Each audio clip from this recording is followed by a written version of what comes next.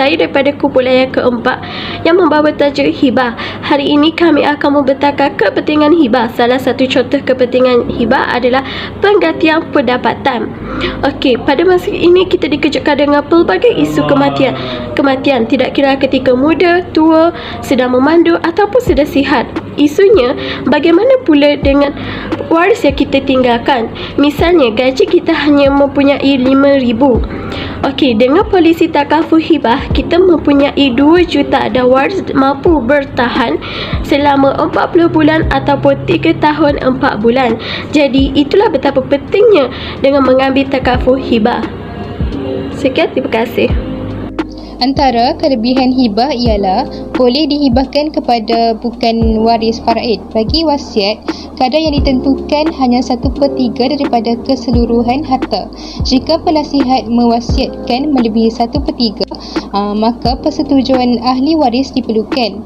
Andai waris tidak setuju, maka penerima hanya layak 1/3 sahaja. Seandainya waris ingin agihkan secara sama rata, boleh dengan syarat semua ahli waris mesti redha dengan kadar yang akan diterima. Berbeza dengan hibah, penghibah boleh menetapkan kadar itu sendiri. Tiada terhad kepada 1/3 sahaja, malah boleh dilaksanakan tanpa persetujuan waris-waris. Antara kepentingan hibah adalah dapat mengelakkan daripada berlakunya pertikaian antara waris.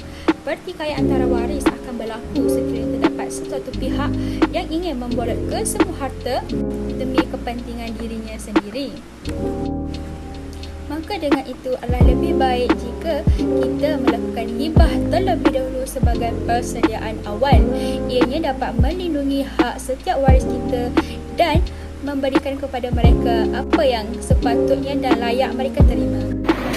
Kepentingan hibah yang seterusnya adalah pendapatan berterusan.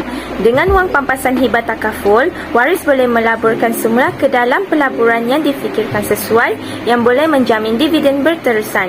Sebagai contoh, seandainya pulangan adalah 5% setiap tahun, daripada RM300,000 adalah RM15,000 setahun.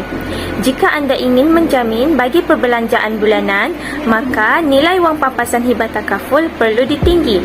Contohnya, 5% daripada RM1 juta adalah RM50,000, maka RM50,000 dibahagikan kepada 12 bulan bersamaan RM4,166 setiap bulan. Kepentingan hibah yang terakhir adalah proses tuntutan lebih cepat. Proses tuntutan harta selesai biasanya mengambil masa berbulan-bulan atau bertahun. Sementara menunggu proses selesai, duit dari hibah takaful boleh dapat dituntut dahulu. Biasanya mengambil masa 7 hari hingga 14 hari. Paling lama mungkin sebulan sahaja. Sangat penting tunai selepas kita meninggal dunia. Oleh itu, sangat disarankan untuk kita buat hibah takaful sebagai pelengkap kepada pengurusan kewangan.